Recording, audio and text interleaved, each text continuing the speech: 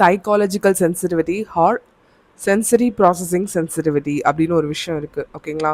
அதாவது இந்த மாதிரி பர்சன்ஸ்க்கு என்ன ஆகும்னா, அதிகமாக வந்து அவங்களுக்கு வந்து ஓவர் ஸ்டிமுலேட் ஆகிடும் எமோஷ்னலி. அவங்களாம் ஹைலி எம்பத்தட்டிக்கலாக இருப்பாங்க. மற்றவங்களோட ஷூலேருந்து யோசிக்கிறது அப்படின்னு சொல்லுவாங்க பார்த்தீங்களா? அது வந்து இவங்களுக்கு நேச்சுரலாகவே ஈஸியாக நடக்கும். இன்னொருத்தவங்களோட பாயிண்ட் ஆஃப் வியூலேருந்து யோசிக்கிறதாகட்டும், இல்லைனா மற்றவங்களோட ப்ராப்ளம்ஸு தன்னோட ப்ராப்ளம் மாதிரி நினச்சி அதுக்கு சொல்யூஷன் கண்டுபிடிக்கிறதுலேருந்து அண்ட் ரொம்ப ஓவர் ஸ்டிமுலேட் ஆகிடுவாங்க எமோஷ்னலி. அண்ட் அதுவே வந்து பார்த்திங்கன்னா நிறைய பேருக்கு ஒரு ப்ராப்ளமாகவும் இருக்கும். ஒரு ஆர்டிஸ்டிக் ஃபீல்டில் இருக்கிறவங்களுக்கு ஒரு ஆர்ட் எக்ஸ்ப்ரெஸ் பண்ணுறதும் இல்லை எமோஷ்னல் எம்பத்தட்டிக்கலாக இருக்கிறது வந்து ஈஸியாக இருக்கும். பட் அதுவே வந்து அந்த டவுன் சைடு என்னென்னு பார்த்தீங்கன்னா, ஈஸியாக அவங்க எக்ஸாஸ்ட் ஆகிடுவாங்க, ஓவர்வெல்ம்ட் ஆகிடுவாங்க. It may be phone calls ஒரு மெசேஜஸ், இல்லைனா வந்து ஒரு கண்டினியூஸ் ஸ்டிமுலேஷன்ஸ். அவங்களுக்கு காமாக இல்லாத ஒரு நிலை பரபரப்பாக இருந்துக்கிட்டே இருக்குது அப்படின்னா அவங்களால அதை டைஜஸ்டே பண்ணிக்க முடியாது. அவங்க பாடினால் ஏற்றுக்க முடியாது. அவங்க மென்டலி அண்ட் எமோஷ்னலி அவங்களால அதை ப்ராசஸ் பண்ணவே ரொம்ப கஷ்டப்படுவாங்க. ஓகேங்களா? ரொம்ப அதிகமான ஒரு ஸ்ட்ரெஸ் ப்ரெஷர் கொடுத்து அது அவங்களால தாங்கிக்க முடியாது. ஆர்எஸ்டின்னு ஒரு விஷயம் இருக்குது, ரிஜெக்ஷன் சென்சிட்டிவிட்டி. ஓகே, ஸோ இதுவுமே இருக்கும் அவங்களுக்கு அதிகமாக. ஸோ இவங்கள ஹைலி சென்சிட்டிவ் பர்சன்ஸ் அப்படின்னு சொல்லுவாங்க. ஸோ அவங்கள வந்து நீங்கள் ரொம்ப பிட்டிஃபுல்லாக நடத்த தேவையில்ல. பட் அட்லீஸ்ட் அந்த பேசிக் ஒரு கர்டசியஸாக அவங்களுக்கு வந்து நிறையா டவுன் டைம் தேவைப்படும். ஓகேங்களா? ஸோ அவங்க எல்லார் மாதிரியும் தான் இருப்பாங்க. பட் ஸ்டில் அவங்களுக்கு அந்த எமோஷன்ஸ் டெப்த் அதிகமாக ப்ராசஸ் பண்ணுறதால ரொம்ப சீக்கிரமாக எனர்ஜி அவங்களுக்கு ட்ரெயின் ஆகிடும்.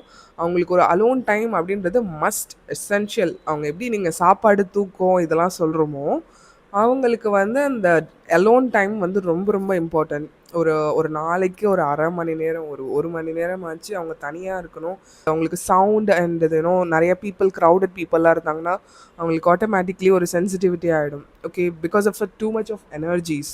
அதாவது பீப்புளோட எனர்ஜிஸாக இருக்கட்டும், எமோஷன்ஸ் இவங்களால் அதிகமாக ஃபீல் பண்ண முடியும். அது வந்து ரொம்ப ட்ரெயின் ஆக்கிடும். ஓகேங்களா? ஸோ இப்படிப்பட்டவங்க கிட்ட வந்து நீங்கள் நிறையா என்ன சொல்கிறது, ரொம்ப ஓவராக வந்து ரெஸ்பான்சிபிளாக இருக்கணும்னு எதிர்பார்க்காதீங்க. ஜஸ்ட் அவங்கக்கிட்ட யார் க்ளோஸாக இருக்க முடியும்னு பார்த்தீங்கன்னா, the one who is so fully connected with them. ரொம்ப செக்யூரான பர்சன்ஸால் மட்டும்தான் இவங்க கூட கனெக்டடாக ஓரளவு ஜேர்னியை வந்து வாழவே முடியும். ஓகேங்களா? ஈவன் ஒரு ஃப்ரெண்ட்ஸாகவோ ஒரு ஃபேமிலி மெம்பர்ஸாகவோ அவங்களுக்கான அலோன் டைம் கொடுக்கறதுல உங்களுக்கு எந்த ஒரு பிரச்சனையும் இருக்கக்கூடாது. அந்த ஸ்பேஸ் கொடுத்தே ஆகணும். இல்லைனா அவங்களுக்கு அதை ப்ராசஸ் பண்ணவே ரொம்ப கஷ்டமாக இருக்கும். ஈவன் அவங்க day to day life and habit anything எதுவுமே அவங்களுக்கு ஹைலி ப்ராசஸிங்கான விஷயத்த பண்ண மாட்டாங்க. ஓகேங்களா? ஸோ அவங்களுமே வந்து நிறையா வந்து அலோன் டைம் எடுத்துக்கிறதாகட்டும், மெடிடேட் ஆகட்டும், பவுண்ட்ரிஸ் ஸ்ட்ராங்காக செட் பண்ணணும். எல்லாருக்குமே எல்லாமே நீங்கள் சொல்லணும்னு அவசியம் இல்லை. கூகுள் இருக்குது, அதை அவங்க செக் பண்ணிப்பாங்க. நீங்கள் தான் போய் சொல்லணுன்றதே இல்லை. ஓகேங்களா? So you take rest. அதையும் மீறி உங்ககிட்டயே எல்லாரும் வந்து நிறைய ஹெல்ப் கேட்டுகிட்டே இருப்பாங்க. I know they are empathetic and வந்து அவங்களுக்கு நிறைய ஹெல்ப் பண்ணுறது பிடிக்கும். பட் உங்களை ட்ரெயின் பண்ணிவிட்டு நீங்கள் எந்த ஹெல்ப்பும் பண்ண தேவையில்ல.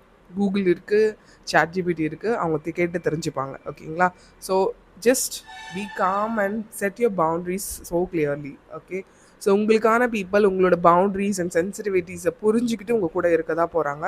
அப்படி இல்லாதவங்களை பற்றி நீங்கள் எந்த கவலையும் பட தேவையில்ல. ஓகேவா?